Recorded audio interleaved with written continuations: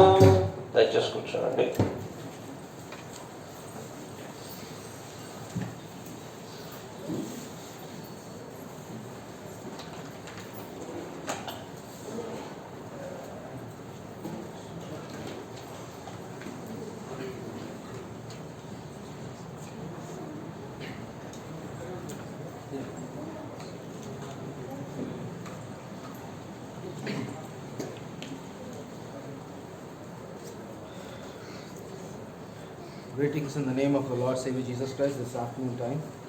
ఈ మధ్యాహ్న కాల సమయంలో యేసు ప్రభువారి యొక్క నామమున మీకు అందరికీ కూడా శుభములు తెలియజేస్తూ ఉన్నారు. I am really delighted to see many faces today. ఈరోజు చాలా మందిని చూడటం చాలా సంతోషంగా ఉంది. Thank the Lord. దేవుని స్తోత్రం. How many of you are happy today? మీరు ఎంతమంది సంతోషంగా ఉన్నారు ఈరోజు? Anybody suffering with corona here? ఇక్కడ కరోనాతో ఉన్నారా? ఉంటే మీ చేతులు ఎత్తండి. Okay. Indeed, there is joy and happiness in the presence of the Lord. దేవుని యొక్క సన్నిధిలో నిజంగా చూస్తే సంతోషము ఆనందము మనం కలిగి ఉంటున్నాం. We are happy because we have God with us. మన సంతోషం ఏంటంటే మన దేవుడు ఉన్నాడు మనకి. Okay, let's read our Bibles. మనం దేవుని యొక్క వాక్యంలోకి వెళ్దాం. Luke chapter 10. లూకా సువార్త 10వ అధ్యాయము. Luke chapter 10 verses from 25 to 37. 25 నుండి 37 వచనాల వరకు. We will read it once.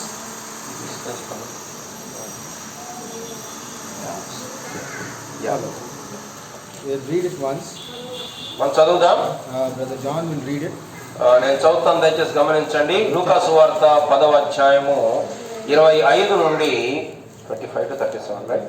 37వ వచనం వరకు. Kindly pay attention. దయచేసి గమనించండి, గమనిక కలిగి ఉండండి. We will pick some words from here.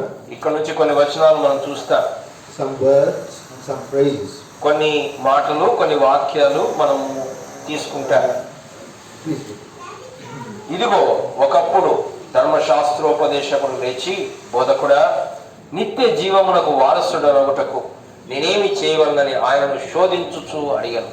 అందుకైన ధర్మశాస్త్రం అందేమి రాయబడి ఉన్నది, నీవేమి చదువుతున్నావని అతను అడగగా, అతడు నీ దేవుడైన ప్రభువును నీ పూర్ణ హృదయముతోనూ, నీ పూర్ణ మనస్సుతోనూ, నీ పూర్ణ శక్తితోనూ, నీ పూర్ణ వివేకముతోనూ ప్రేమింపవలననియు, నిన్ను వలె నీ పొరుగువాన్ని ప్రేమింపవలననియు రాయబడి ఉన్నదని చెప్పాను. అందుకైన నీవు సరిగా ఉత్తరం ఇచ్చితివి, అలాగున చేయుము, అప్పుడు జీవించదవని అతనితో చెప్పాను. అయితే తాను నీతిమంతుడైనట్టు కనపరుచుకున్న గోరి అతడు, అవును గాని నా పొరుగు వాడెవడని యేసును అడిగాను. అందుకు యేసు ఇట్లనెను, ఒక మనుషుడు యెరూషలేము నుండి యెరికో పట్టణమునకు దిగి వెళ్ళుచు దొంగల చేతిలో చిక్కెను. వారు అతని బట్టలు దోచుకొని అతని కొట్టి కొర ప్రాణంతో విడిచిపోయేది. అప్పుడు ఒక యాజకుడు ఆ త్రోవను వెళ్ళుట తటస్థించను. అతడు అతన్ని చూచి పక్కగా పోయాను. అలాగుననే లేవీయుడు ఒకడు ఆ చోటికి వచ్చి చూచి పక్కగా పోయాను. అయితే ఒక సమరయుడు ప్రయాణమైపోవచ్చు అతడు పడి ఉన్న చోటికి వచ్చి అతన్ని చూచి అతని మీద జాలిపడి దగ్గరకు పోయి నూనెయు ద్రాక్షారసమును పోసి అతని గాయములను కట్టి తన వాహనము మీద ఎక్కించి ఒక పూట కోలవాని ఇంటికి తీసుకొని పోయి అతని పరామర్శించను. మరునాడతడు 2 దేనారములు తీసి ఆ పూట కోలవానికి ఇచ్చి, ఇతని పరామర్శించుము, నీవింకేమైనా ఖర్చు చేసిన ఎడలా నేను మరలా వచ్చినప్పుడు అది నీకు తీర్చేదనని అతనితో చెప్పిపోయాను. కాగా దొంగల చేతిలో చిక్కిన వానికి ఈ ముగ్గురిలో ఎవరు పొరుగువాడాయనని నీకు తోచుచున్నది అని యేసు అడిగగా, అతడు అతని మీద జాలిపడిన వాడే అనెను. అందుకు యేసు, నువ్వు వెళ్ళి అలాగూ చేయమని అతనితో చెప్పాను. ప్రార్థన చేసుకుందాం. తండ్రి, ఉదయకాల సమయంలో నీ సన్నిధికి వస్తూ ఉంటున్నా.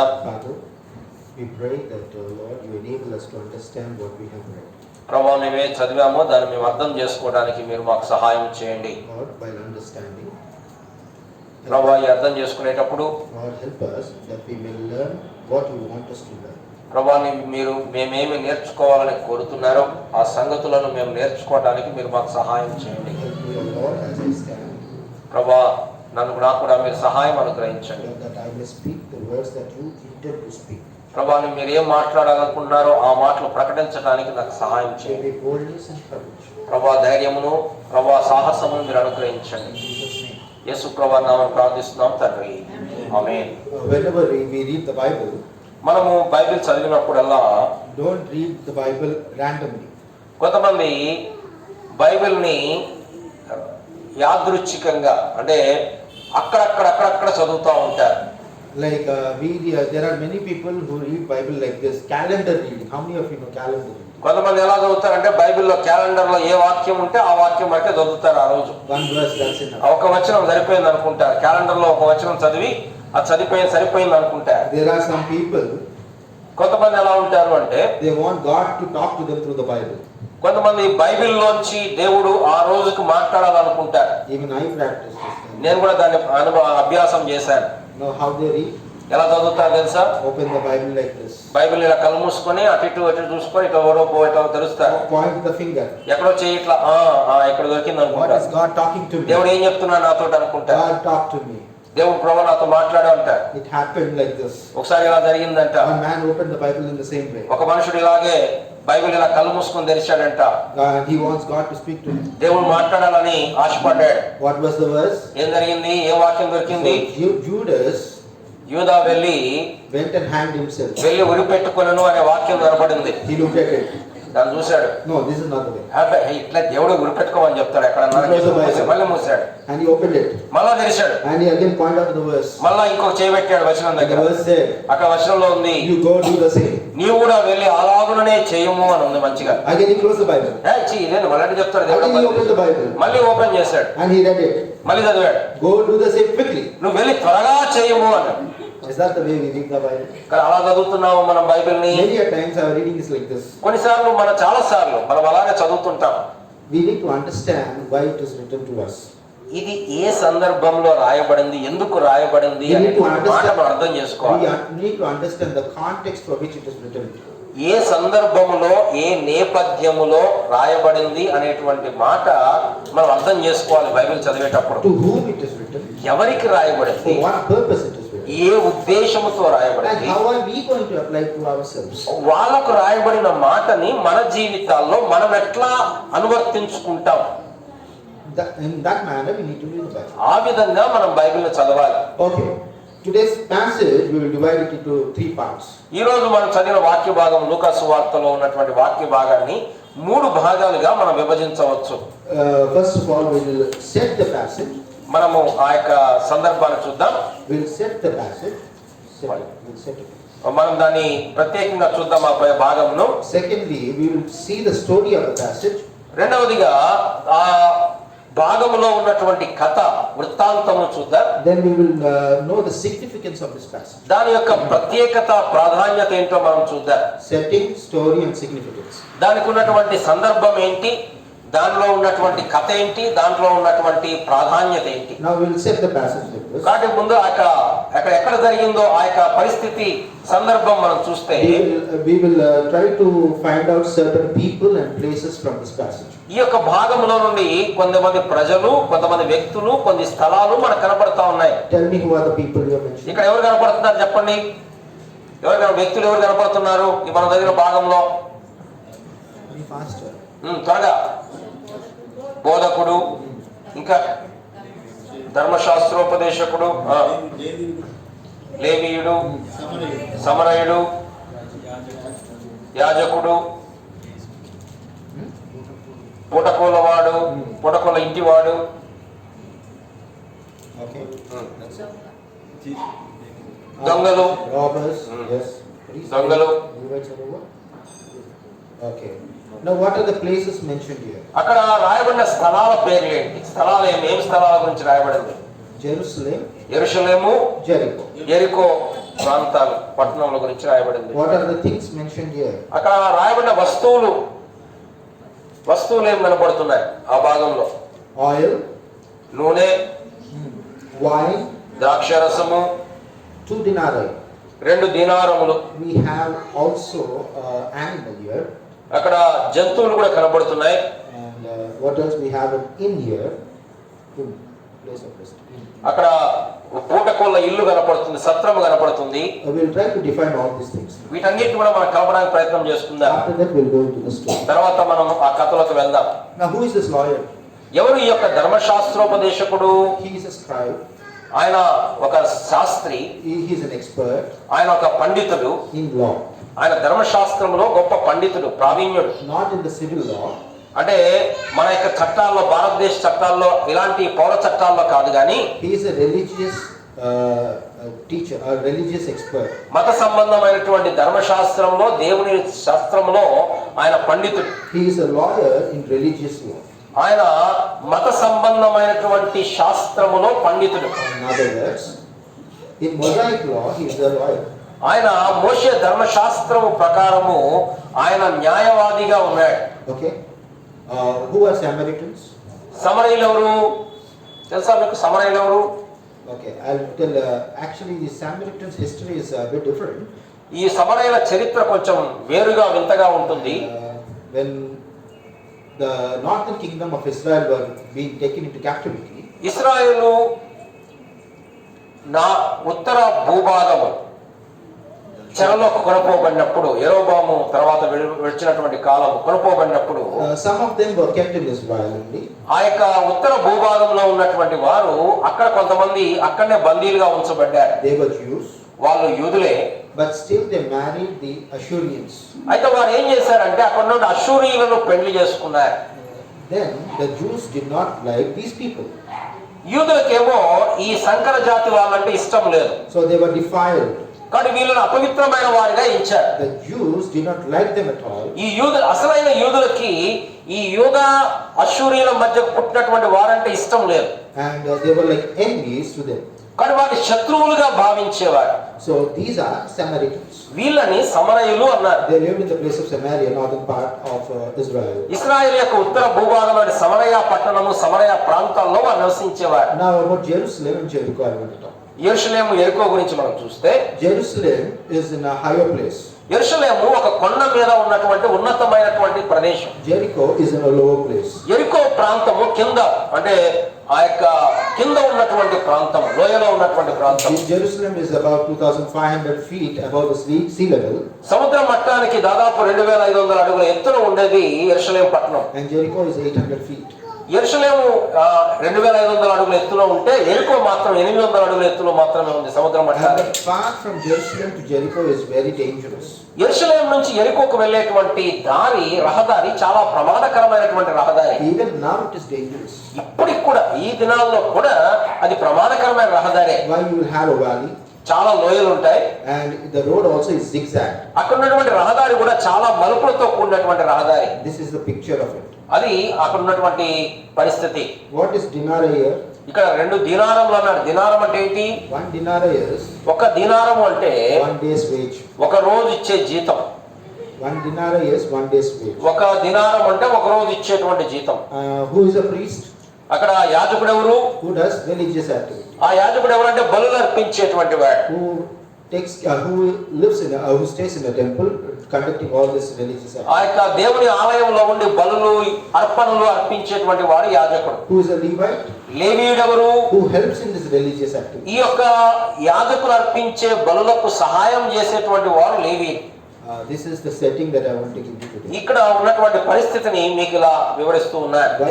Why do I want to give you a setting is? ఎందుకు మనం ముందు పరిస్థితి సందర్భం నేర్చుకోవాలి? To understand for what it is written. ఏ ఉద్దేశముతో ఈ సంగతి మనకు రాయబడిందో మనం గ్రహించాలి. Now I was reading it. మనం దీన్ని చదువుతున్నప్పుడు one commentary I was reading. ఒక వ్యాఖ్యానం గ్రంథము నేను చదువుతూ ఉన్నప్పుడు, And there we find many interpretations. ఆ వ్యాఖ్యాన గ్రంథాల్లో, కామెంటరీలో చాలా వివరణలు మనకు కనపడతాయి. One interpretation is like this. ఒక వివరణ ఎలా ఉంది అంటే, The man is the lost soul. The man who fell among thieves is the lost soul. ఆ యొక్క మనుషుడు ఎవరైతే దొంగల బారిన పడ్డాడో అతను నశించిపోయినటువంటి పాపికి సాదృశ్యంగా ఉన్నాడు. The priest is the law. ఆ యొక్క అక్కడ ఉన్నటువంటి యాజకుడేమో ధర్మశాస్త్రానికి సాదృశ్యంగా ఉన్నాడు. The Levite is the prophet. ఆ లేవీయుడేమో ప్రవక్తలకి సాదృశ్యంగా ఉన్నాడు. The 2 denarii ఆ 2 దీనారములు అంటే is baptism and communion. ఆ 2 దీనారములు కొత్త నిబంధనలో చెప్పబడినటువంటి బాప్తిస్మం అనేటువంటి సంస్కారము, తర్వాత ప్రభు బల్ల అనేటువంటి సంస్కారము, and the inn is the church. ఆ యొక్క పూటకోల ఇల్లు అంటే సంఘము, and the good Samaritan is Jesus Christ. అక్కడ ఉన్నటువంటి మంచి సమరయుడు ఎవరయ్యా అంటే యేసు ప్రభువారు. That's why he comes and says, when I return back I will take care. అందుకోసమే ఆ యొక్క పూటకోల వాడు అన్నాడు, నేను మరలా వస్తాను. ఆ సమరయుడు అన్నాడు, నేను మరలా వస్తాను, ఇంకేమైనా ఖర్చు అయితే మరలా ఇస్తాను అన్నాడు. Is that the way it is interpreted? నిజంగా అదేనా యేసు ప్రభువారు చెప్పింది అక్కడ? This is what Jesus meant there. చాలా మంది ఇది బోధిస్తారు. యేసు ప్రభువారు చెప్పినప్పుడు అదే ఉద్దేశంతో చెప్పాడా? Jesus never meant that way. అసలు యేసు ప్రభువారు ఆ ఉద్దేశంతో చెప్పలేదు. So, when we don't understand the context of it, దాని సందర్భం మనం అర్థం చేసుకోకపోతే we try to interpret the Bible as we want. మనకి ఎట్లా కావాలంటే దాన్ని అట్లా మనం వివరించుకుంటాం. And when we go to prosperity teachings, కొంతమంది యేసు ప్రభువుని నమ్మితే కష్టాలే ఉండవు, అనారోగ్యాలే ఉండవని ప్రాస్పెరిటీ బోధ ఈ మధ్య బయలుదేరింది. అలాంటి బోధకులు ఏం చెప్తారంటే, they take this text verse 30, ఇక్కడ 30వ వచనంలో రాయబడిన మాట చెప్తున్నారు. and they will try to interpret like this. వాళ్ళు ఎలా దీన్ని వివరిస్తారు అంటే, first thing, మొట్టమొదటిది, God will not allow you to the place of Jericho. అసలు ఎరికోకు వెళ్ళటానికి దేవుడు నీకు అనుమతి, నిన్ను ఒప్పుకోడు. Those places you will not go at all. నువ్వు అసలు ఆడికి వెళ్ళకూడదు, వెళ్ళవు, ఎరికోకు వెళ్ళవు. Even if you go through that place, ఒకవేళ నువ్వు దాంట్లోంచి వెళ్తున్నా, no harm will happen to you. దేవుడు నిన్ను ఎటువంటి అపాయం రాకుండా, no robber will rob you. అసలు నీ ఏ దొంగ మీ ఇంట్లో రాడు. This is how interpretation goes. ఈ విధంగా వాళ్ళు వివరిస్తుంటారు వాక్యాన్ని. So we should be careful when we read the Bible. అందుకోసమే ప్రియులారా, మనం బైబిల్ చదివేటప్పుడు చాలా జాగ్రత్తగా చదవాలి. This portion many a times is largely misunderstood by many people. కాబట్టి చాలా మంది ఈ యొక్క మంచి సమరైన ఉపమానాన్ని చాలా అంటే తప్పుడు రీతిలో దాని వ్యాఖ్యానం చేస్తూ వివరిస్తూ ఉంటారు. Actually it is a gospel or personal evangelism Jesus Christ was giving to that man. ఇక్కడ అసలు సందర్భం ఏంటి అంటే, ఈ ధర్మశాస్త్రోపదేశకునికి వ్యక్తిగతంగా యేసు ప్రభువారు సువార్త ప్రకటిస్తూ ఉన్నాడు. A question and answer. ఇది ప్రశ్న జవాబుల ద్వారా జరిగిన సంభాషణ. It's like a debate. Debate. ఇది ఒక వాగ్వివాదం లాగా ఉంది. Now what happened? Let's get into the story right. ఇప్పుడు మనము ఆ యొక్క కథలోకి వెళ్దాం. What happened here? ఇక్కడ ఏం జరుగుతుంది? The lawyer comes. ఇక్కడ ధర్మశాస్త్రోపదేశకుడు వచ్చాడు. He wants to test Jesus. యేసు ప్రభువారిని పరీక్షిద్దాం అనుకున్నాడు. The word used is pairezo in Greek. Greek లో పైరస్సు అనే పదం వాడబడింది. It means to test. యేసు ప్రభువారిని పరీక్షించాలి. Or in another way, ఇంకో మాటలో చెప్పాలంటే, to make a mockery of Jesus about his knowledge. యేసు ప్రభువారిని అపహసించాలని, నవ్వుల పాలు చేయాలని వచ్చాడు. Or to catch him. ఆయన ఎట్లయినా పట్టుకొని ఆయన తప్పు చెప్తే యేసు ప్రభువారిని నవ్వుల పాలు చేయాలి అందరి ముందు. So he comes to Jesus. కానీ యేసు ప్రభువారి దగ్గరికి వచ్చాడు. He also a degree in law. ఆయన ధర్మశాస్త్రంలో పట్టా పొందినటువంటి వాడు. He might be feeling like this. ఆయన అనుకుని ఉంటాడు లోపల, Jesus Christ యేసు ప్రభువారు was born in Bethlehem. బెత్లెహేంలో పుట్టాడు. No degree in law. అది కూడా ఆయన పట్టానే లేదు, అసలు డిగ్రీయే లేదు. He was brought in Nazareth. ఆయన నజరేతులో పెరిగాడు. He became a young rabbi. ఏదో బోధకుడు అయిపోయాడు అలాగో. And he set his headquarters in Capernaum. కపెర్నహూములో ఆయన ఇల్లు పెట్టుకున్నాడు. What does he know about it? ఆయనకి ఏం తెలుసు ధర్మశాస్త్రం యేసు ప్రభుకి? But still let me test Jesus. అయినా పరీక్షిద్దాం ఆయన్ని. That's the mindset he comes. అటువంటి ఉద్దేశంతో ఆయన వచ్చి ఉంటాడు. Many a times we also question people in the same manner. చాలా సార్లు మనం కూడా అట్లాంటి ప్రశ్న, అవతల వాళ్ళకి ఏం తెలుసా మనం ప్రశ్నలు వేస్తుంటాం. It's not that what we want, మనం నేర్చుకోవాలనో మనకు తెలియాలనో కాదు, but to mock at somebody. అవతల వాళ్ళని నవ్వుల పాలు చేయాలి, నీకు తెలుసా ఇది అంటాం. This is the same way that man approaches. ఇక్కడ కూడా ఈ ధర్మశాస్త్రోపదేశకుడు అలానే వచ్చాడు, ఆ పన్నాగంతోనే వచ్చాడు. So what does he say? ఏమన్నాడు? He said verse 25. 25వ వచనం, what shall I do to inherit the kingdom of God? బోధకుడా, నిత్య జీవమునకు వారసుడనగుటకు నేనేమి చేయవలెను? It's a wonderful question. ఇది అద్భుతమైన ప్రశ్న. A right question. చాలా చక్కని ప్రశ్న. Asked to a right person. సరైనటువంటి వ్యక్తిని అడిగినటువంటి సరైన ప్రశ్న. But with the wrong intention. అయితే ఉద్దేశం మాత్రం సరైన ఉద్దేశం కాదు. Right question. మంచి ప్రశ్నే.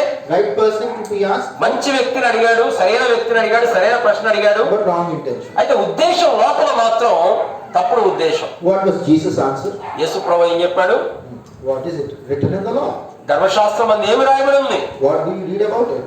ధర్మశాస్త్రంలో ఏం చదువుతున్నావు నువ్వు? How do you read it? నువ్వేం చదువుతున్నావు? Many a times, చాలా సార్లు I was seeing in the Bible, whenever Jesus used to answer a question, he used to revert back the question to the question. యేసు ప్రభువు చాలా సార్లు అవతల అడిగిన ప్రశ్నకి జవాబు వెంటనే చెప్పకుండా ఆయన కూడా ప్రశ్న వేసేవాడు. With the question he used to answer the question.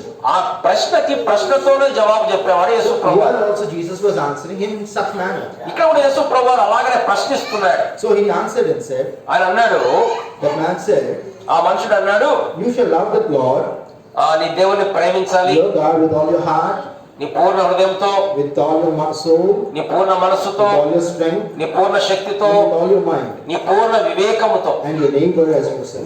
నిన్ను వలె నీ పొరుగు వారిని కూడా ప్రేమించాలి. Excellent. అద్భుతమైన జవాబు చెప్పాడు ఆ వ్యక్తి. He is literally a genius.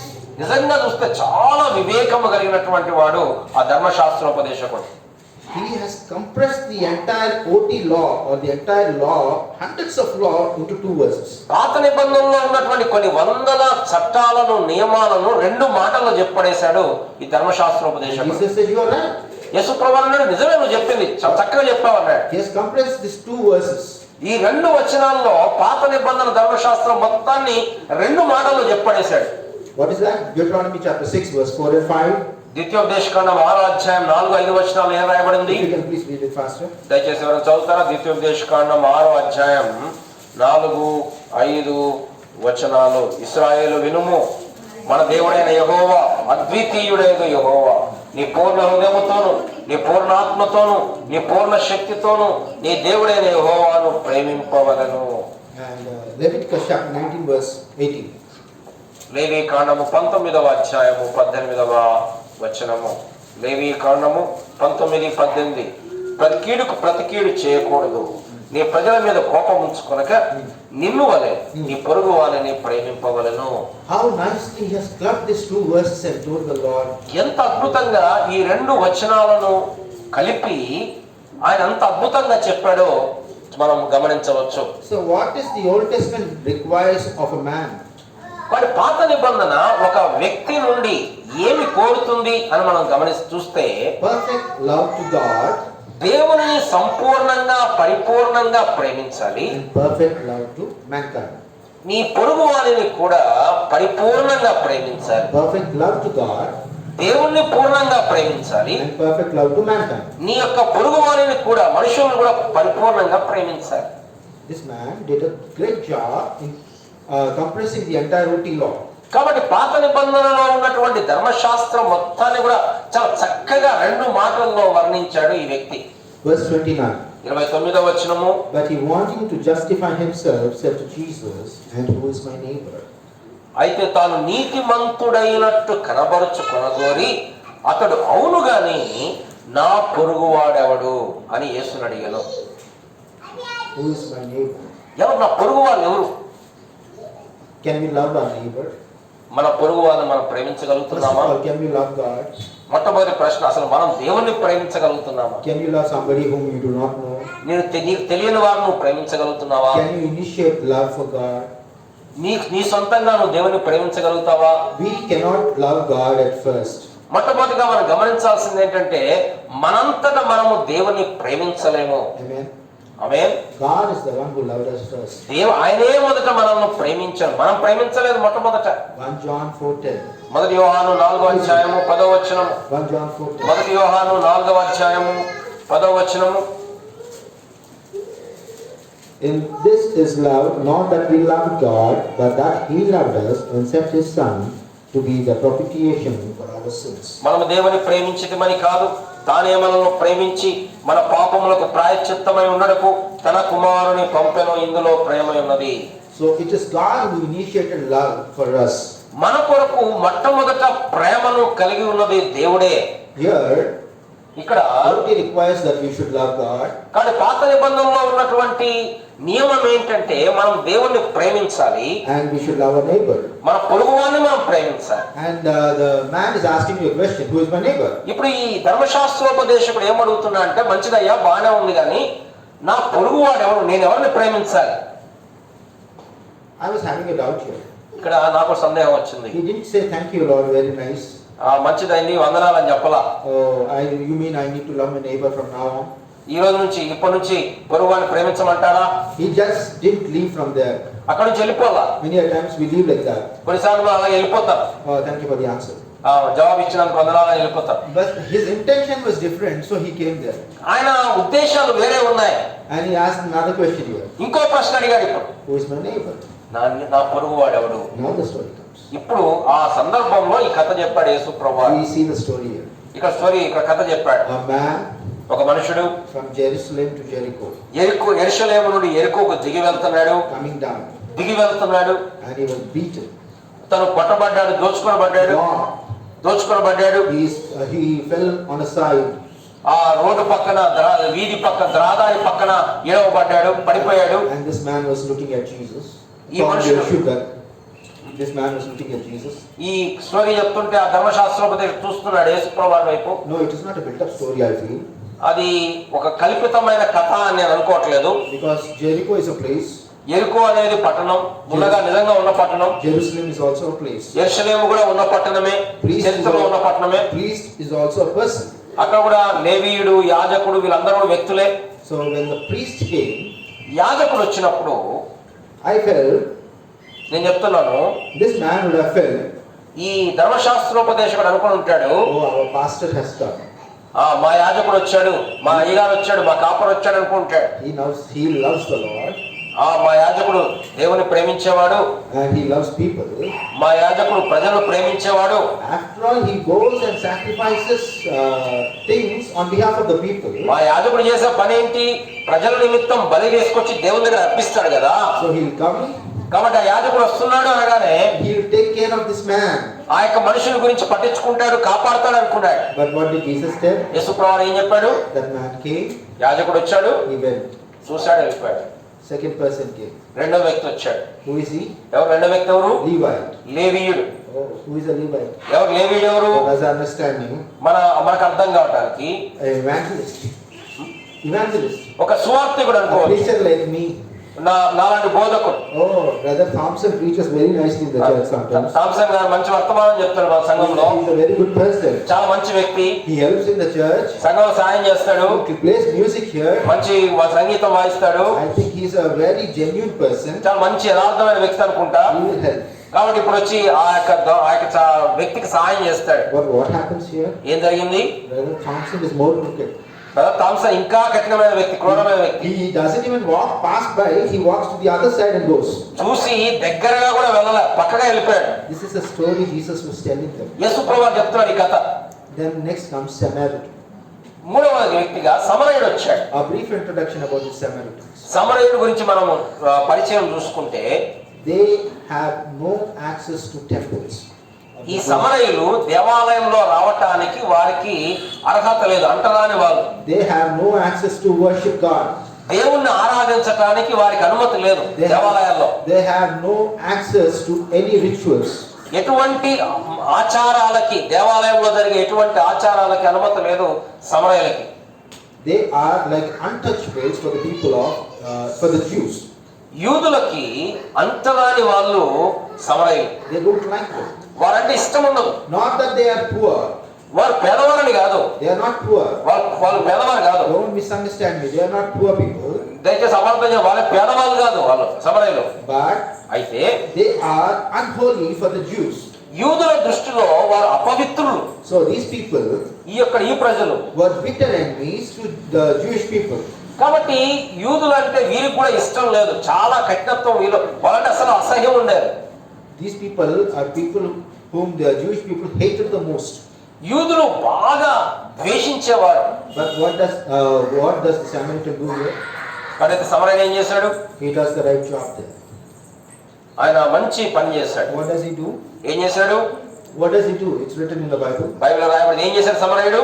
So he went to him, ఆ పడిన చోటికి వచ్చి bandaged his wounds, దగ్గరకు పోయి నూనెయు ద్రాక్షారసం పూసి గాయములను కట్టి వాహనం మీద ఎక్కించి ఒక పూట పూలవాని ఇంటికి తీసుకొని పోయి అతని పరామర్శించను. look at the love sacrifice that the Samaritan has done here. ఇక్కడ సమరయుడు చూపించిన ప్రేమ త్యాగము మనకు కనపడతా ఉంది. What does he do here? ఏం చేస్తున్నాడు? He didn't stop there. అక్కడ ఆగిపోలేదు. He went to his brother there. తన సహోదరుని దగ్గరికి వెళ్ళాడు. He didn't go to his brother. తన సహోదరు దగ్గరికి వెళ్ళింది. He's going to his enemy. తన శత్రువు దగ్గరికి, తన అంటరాని వాడిగా చూసేవాడి దగ్గరికి వెళ్తున్నాడు. And చూసేమన్నాడు? he is doing the first aid. మొట్టమొదటిగా తన గాయములను కట్టాడు. The Bible says he poured oil. నూనె పోసాడు. Be very careful while reading. He did not apply oil. నూనెను పోసి రాయలేదు, నూనె రాయలేదు. He poured oil, the Bible says. నూనె పోసాడు. Means it was lavishness. అంటే నూనె పోస్తే ఎక్కువ అయిపోతుంది కాబట్టి జనం ఏం చేస్తారు? పోస్తారు. కానీ పోయిలా పోసాడు. Did you understand? అర్థమైందా మీకు? The love he had దాని was a ప్రేమ lavish ఎంత love. గొప్పదంటే నూనె అయిపోద్దేమో అని చెప్పి కొంచెం కొంచెం పోయిలా పోసాడు. ఇట్లా మనోడు కాదు కదా అని just టచ్ చేసి ఇలా పెట్టలే. ఇట్లా అట్లా అతిచ్చలేదు నూనె. He poured the oil ఆయన నూనె పోసాడు, and the wine. అండ్ ద్రాక్షారసం కూడా పోసాడు. It is of medicinal value there during that time. యూద ఆ సమయంలో ఈ ద్రాక్షారసము, నూనె ఇవన్నీ కూడా అవి మందులుగా వాడేవారు. Not only that, అంత మాత్రమే కాదు, he takes care of him. అతన్ని Lifts him up, తను ఎత్తి puts him in his animal. తన యొక్క గాడిద మీద కూర్చోబెట్టాడు. Goes to an inn. And అక్కడ నుంచి పూటకొల్లో ఇంటికి తీసుకుని వెళ్ళాడు. Inn is a place where they find shelter. పూటకొల్ల ఇల్లు అంటే వాళ్ళ రాత్రి పండుకోవడానికి ఉండేటువంటి స్థలం. It's just like an emergency place. అది ఎట్లాంటిదంటే ఏదైనా అత్యవసర సమయంలో వారు వచ్చి అక్కడ రాత్రి ఉండొచ్చు. It's not a hospital. అదేదో హాస్పిటల్ కాదు, It's not a big clinic. అదేదో పెద్ద వైద్యాలయం కాదు, It's not a five-star hotel also. లేకపోతే మంచి పెద్ద హోటల్ కూడా కాదు. No, in railway station at times, near to the railway station at times you see small lodges. How many of you see 100 rupees per day they pay? కానీ railway station దగ్గర అత్యవసరం కోసం 100 రూపాయలకి 200కి కొన్ని లాడ్జులు ఉంటాయి. It's a place like that. అది చాలా చిన్నది, పెద్దదేం కాదు. So he took him అలాంటిది అది. there. He took him there. అక్కడ తీసుకొని వెళ్ళాడు. Verse 35. 35వ వచనము, He took out 2 denarii, 2 దినారాలు తీసుకొచ్చి ఇచ్చాడు. gave them to the innkeeper, ఆ యొక్క పూటకొల్ల వాళ్ళ ఇంటికి ఇచ్చాడు. and said to him, ఆయన అన్నాడు, take care of him. అతని పరామర్శించుము, And whatever more you spend, నువ్వు ఇంకేమైనా ఖర్చు చేస్తే when I come again, నేను మరలా వచ్చినప్పుడు I will repay you. నేను నీకు ఇస్తాను. Let's stop here for a minute. అక్కడ ఆగుదాం. What happened here? ఇక్కడ ఏం జరిగింది? He did not only did first aid, కేవలం ప్రథమ చికిత్స చేయటం మాత్రమే కాదు, brought him all the way from the mountain. ఆ యొక్క పర్వతం దగ్గర నుంచి తీసుకొచ్చాడు, దూరం నుండి. He was walking. తను నడుచుకుంటూ వచ్చాడు. By the way, Jerusalem to Jericho is 30 kilometers approximately. దాదాపుగా 30 కిలోమీటర్ల ప్రయాణం ఉంటుంది. And this man was walking. ఈ మనుషుడు నడుస్తున్నాడు. That man was on the animal. ఆ యొక్క వ్యక్తి ఏమో వాహనం మీద ఉన్నాడు. And he kept him in the inn. ఆ యొక్క పూటకొల్ల వాడి ఇంటికి తీసుకొచ్చాడు. And told the innkeeper like this. ఆ యొక్క పూటకొల్ల వారికి ఇలా చెప్పాడు, Take care of him. ఇతని పరామర్శ, ఇతను చూసుకో, మంచి చూసుకో ఉన్నాయి. Let him recover. తను మళ్ళా కోలుకొని, And whatever you spend, నువ్వేం ఖర్చు పెడితే when I come again, నేను మరలా I వచ్చినప్పుడు will repay you. నేను మరలా నీకు ఇస్తాను. He gave 2 denarii. 2 దినారములు ఇచ్చాడు. Study says అక్కడ ఉండేటువంటి చరిత్ర లేకపోతే అధ్యాయాలు ఏం చెప్తున్నాయంటే, the charge for 1 night's, ఒక రోజు రాత్రికి అక్కడ వాళ్ళు ఎంత వసూలు చేస్తారంటే, it is 1/30th% of a denarii.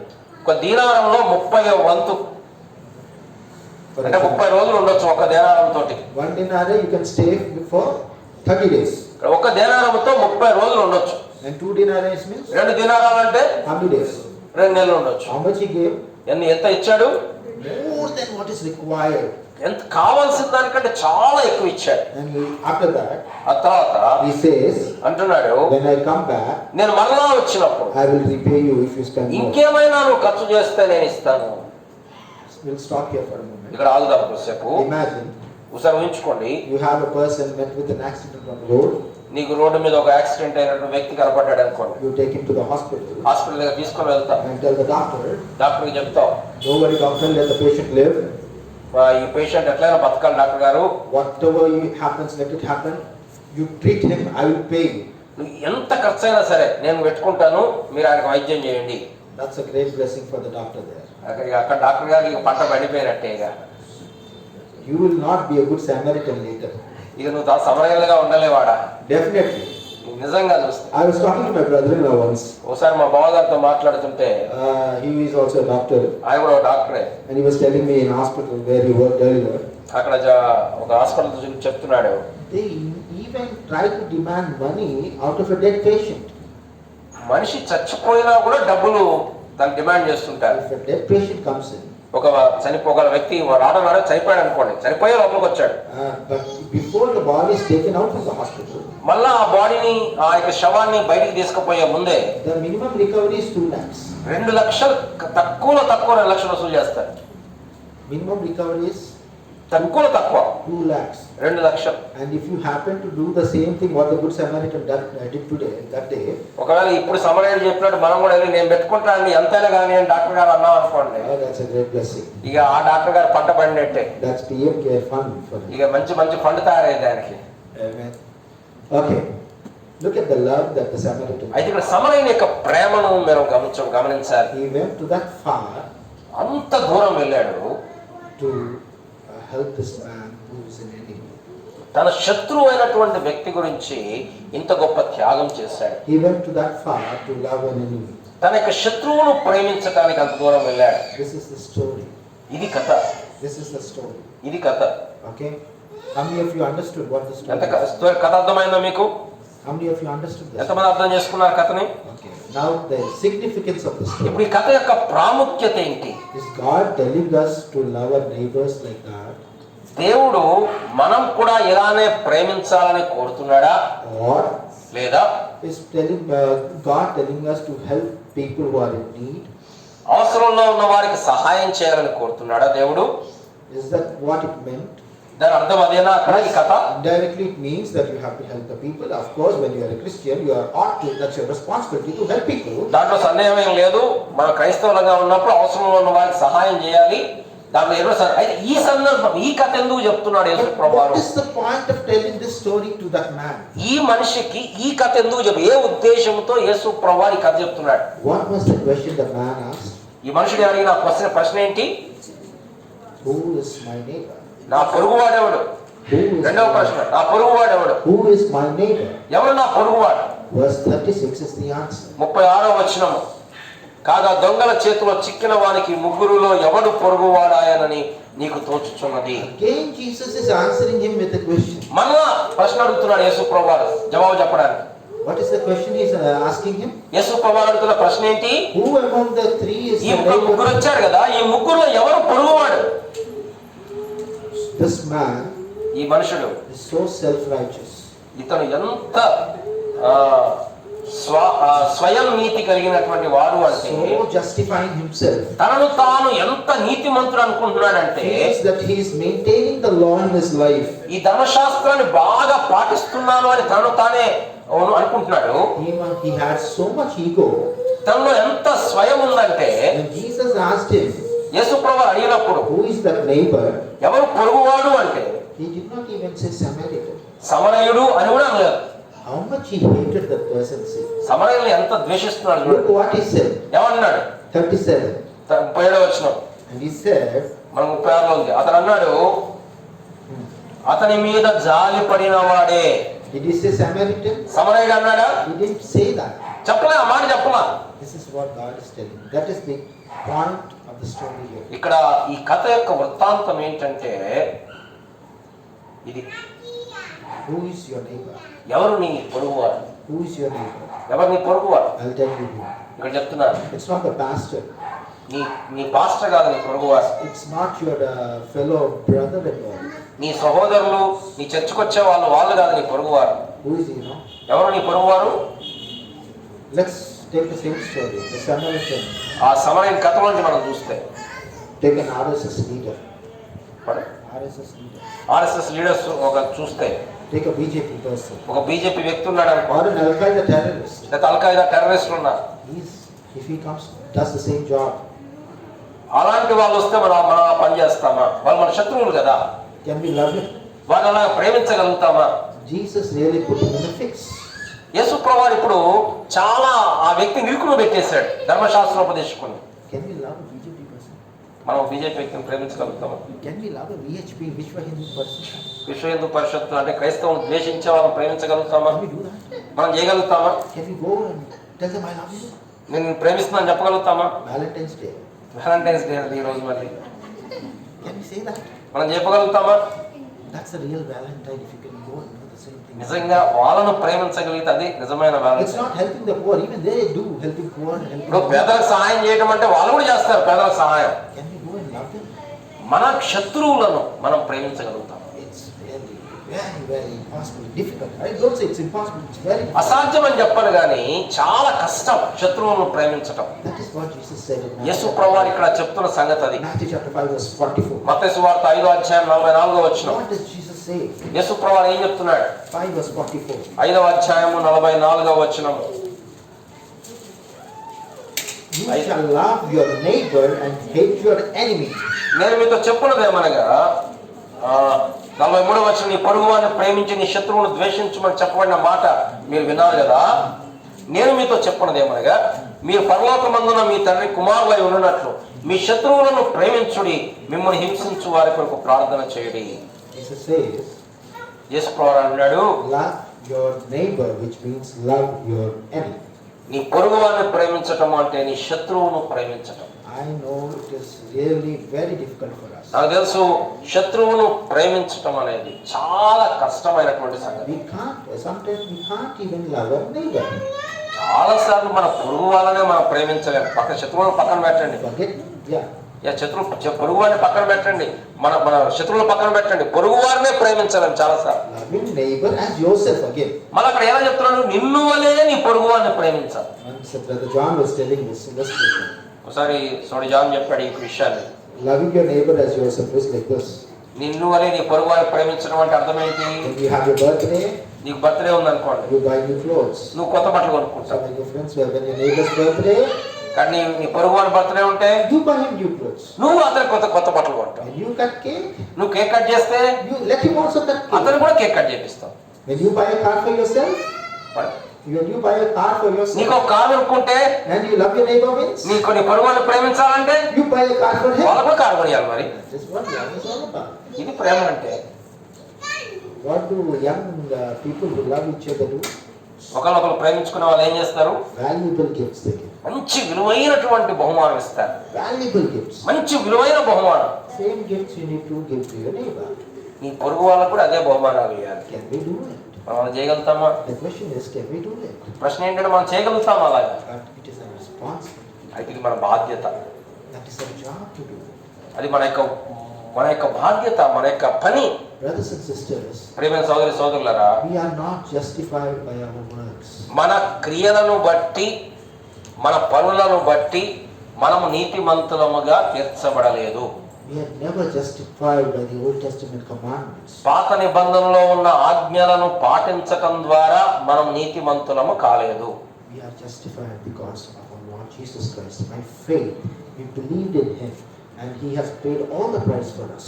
యేసు ప్రభువారు మనం చెల్లించాల్సిన క్రయమంతా చెల్లించి మనం పొందాల్సిన శిక్షంతా పొందాడు కాబట్టి ఆయనలో నమ్మకం ఉంచటం ద్వారా ఆ విశ్వాసమును బట్టి నువ్వు నేను నీతిమంతులమైన.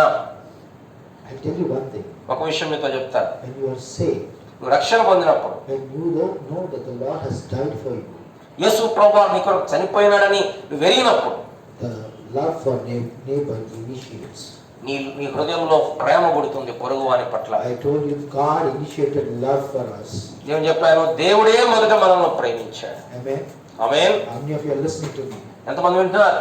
God initiated love for us. దేవుడే మొదట మనల్ని ప్రేమించాడు. We should initiate love for our neighbors. మనం కూడా మన పొరుగు వారి పట్ల మొదట మనమే ప్రేమించాలి.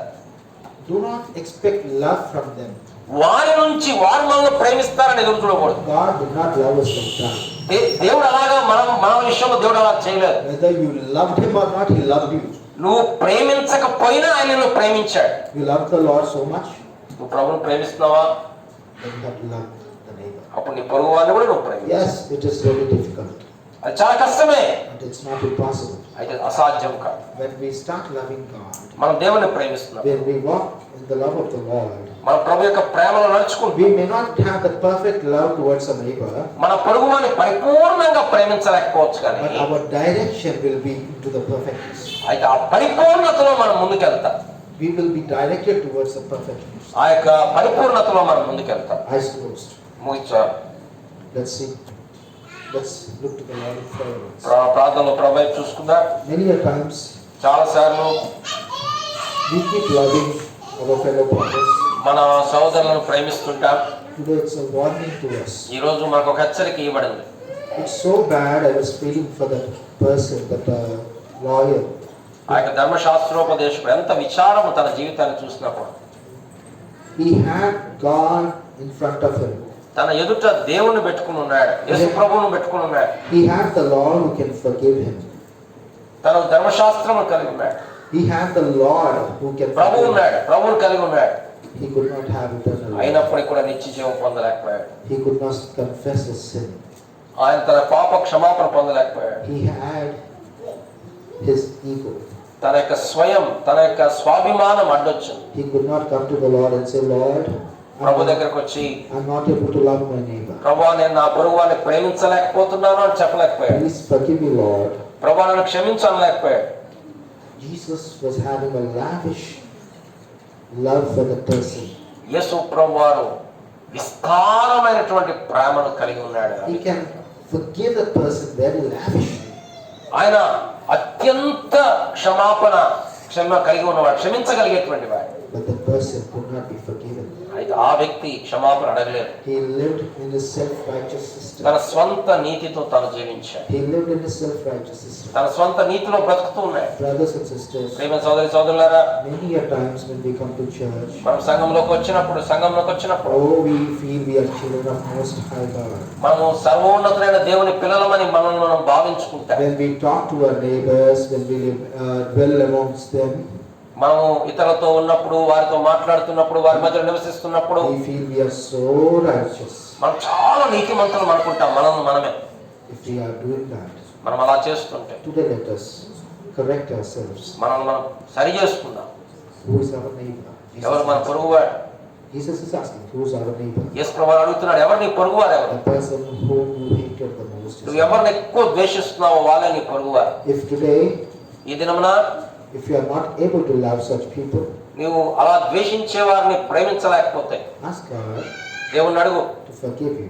ప్రభువా నేను క్షమించమని అడుగు. He is ready to forgive you ఆయన క్షమించడానికి సిద్ధ మనసు కలిగిన వాడు. and to teach you how to love people. ఎలా ప్రేమించాలని నేర్పిస్తాడు. Being Christian doesn't mean having the tag of name.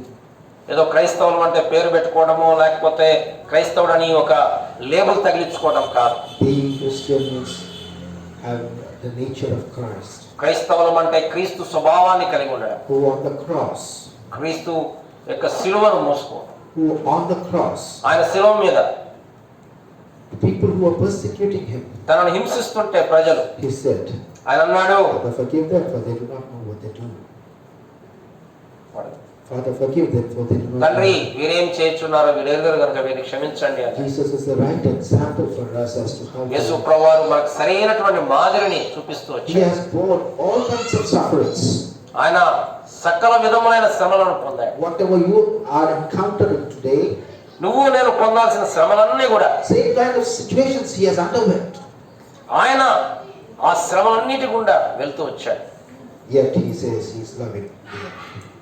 అయినప్పటికీ కూడా ఆయన శత్రువులను ప్రేమిస్తూ వచ్చాడు. Let's ask God for forgiveness. అది ఆ ఆలోచన మనకు కదిలించును. Let's ask God for forgiveness. ప్రభువును క్షమించమని అడుగుదా. And we will, from today, we will try out that we may really share our love to other people. ఇతరులను ప్రేమించటానికి ప్రేమను పంచుదాం. Father, we come to your presence this తండ్రి, morning. ఈ మధ్యాహ్న కాల సమయంలో సన్నిధికి వస్తుంటున్నాం. Lord, we believe that you have spoken to us through your word. And thank you, O Lord, that you have revealed to us who our neighbor is.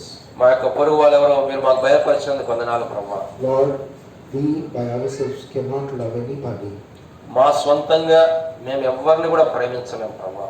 Lord, as you have initiated love for us, ప్రభువా మీరే మొదట మమ్మల్ని ప్రేమించారు. help us to initiate the same love to ప్రభువా our neighbors. మేము కూడా మా యొక్క శత్రువుల పట్ల అదే ప్రేమను కనపరచడానికి సహాయం చేయండి. Lord, help us to be loving Christians as you are God of love.